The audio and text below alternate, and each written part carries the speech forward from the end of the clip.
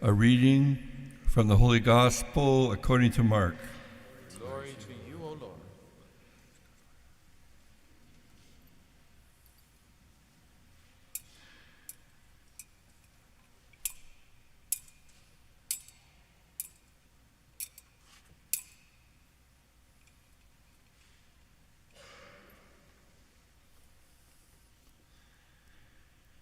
As soon as Jesus and his disciples left the synagogue, they entered the house of Simon and Andrew with James and John. Now Simon's mother-in-law was in bed with a fever, and they told Jesus about her at once. He came and took her by the hand and lifted her up. Then the fever left her, and she began to serve them. That evening, at sunset, they brought to Jesus all who were sick or possessed with demons, and the whole city was gathered around the door. And he cured many who were sick with various diseases and cast out many demons. And he would not permit the demons to speak, because they knew him. In the morning, while it was still very dark, Jesus got up and went out to a deserted place, and there he prayed. And Simon and his companions hunted for him. When they found him, they said to him, "Everyone is searching for you." He answered, "Let us go on to the neighboring towns so that I may proclaim the message there also. For that is what I came out to do." And Jesus went throughout Galilee, proclaiming the message in their synagogues and casting out demons. The Gospel of the Lord. Praise to you, Lord Jesus Christ.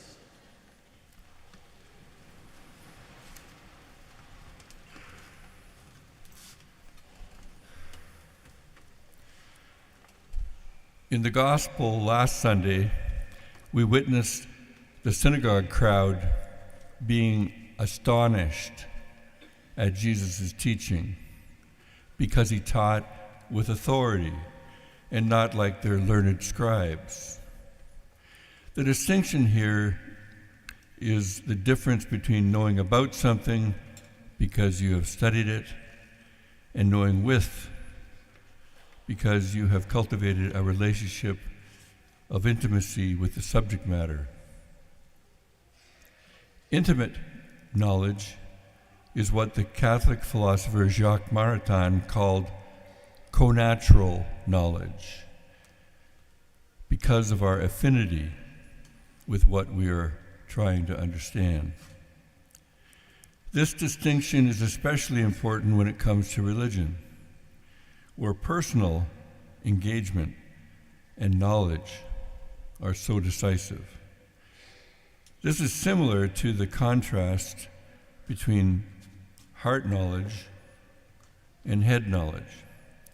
Faith is meant to engage both the heart and the head, personal commitment and seeking understanding, intellect and will, knowledge and love. This Sunday's Gospel gives us the source of Jesus' capacity to speak with authority about the things of God. Not just the ability to study the Torah, but the ability to stand under the weight of its ink, to live in the tender, loving gaze of God. Today's Gospel shows us the secret of the authority of Jesus' words and the wellspring of his healing power. Mark tells us today that in the morning, while it was still very dark, Jesus got up and went out to a deserted place, and there he prayed. This is a recurring theme in the life and ministry of Jesus, Again and again, the Gospels tell us that Jesus went off to a lonely place to pray. The desert, the hill country, in a boat by himself, sometimes all night, or for a couple hours, or the time it takes to have a nap, as in the Garden of Gethsemane. Watch with me, he says in the garden. Sometimes for 40 days and 40 nights. This is the equivalent of Jesus going into his room, shutting the door, as he advises us to do in prayer.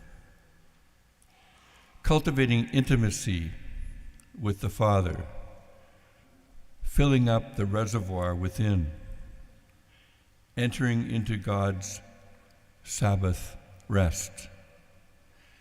Be still, be at leisure, and know that I am God, says Psalm 46.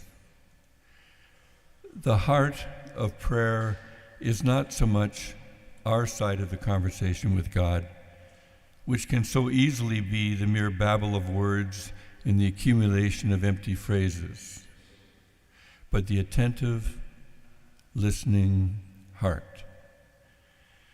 Like the prophet Samuel saying, "Speak, Lord, your servant is listening." Or the prophet Mary saying, "Let it be done to me according to your word." Availability in prayer and readiness for mission go hand in hand.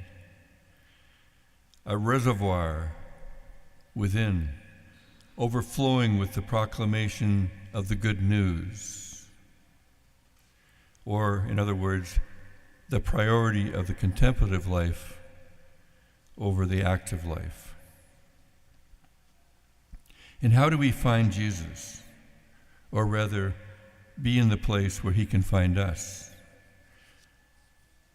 Look at our gospel today. Jesus goes out of his way to carve out some time for solitude.